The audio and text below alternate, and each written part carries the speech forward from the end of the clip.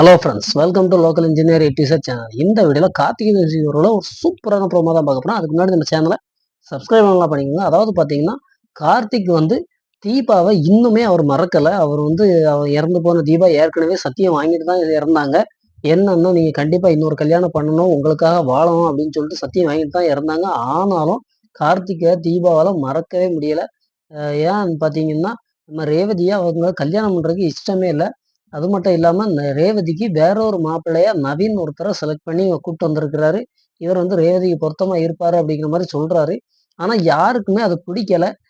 நீ தான் ரேவதியை கல்யாணம் பண்ணணும், நவீன் கல்யாணம் பண்ணக்கூடாதுங்கிறதுல உறுதியா இருக்காங்க. அந்த விஷயத்துல மயில் என்ன பண்றாரு அப்படின்னா, குட்டையை குழப்பி விடுறாரு. அதாவது ரேவதியை நவீன் பார்க்கணும்னு ஆசைப்படுறாரு. ஆனா அவர் வந்து ரேவதியை கூப்பிட்டு வராம துர்காவை கூப்பிட்டு வந்திருக்காரு. அடுத்த செட்டப் ஒண்ணு பண்ணி விட்டுருக்காரு. உண்மையிலே வேற லெவல்ல காமெடியா இருந்துச்சு இந்த சீனு. ரேவதியும் கார்த்திக்கும் தான் சேரணும்னு நினைக்கிறவங்க ஒரு லைக் பண்ணுங்க. கமெண்ட்ல கண்டிப்பா சொல்லிட்டு போங்க. நம்ம ஃபுல் எபிசோட பார்த்து என்னென்ன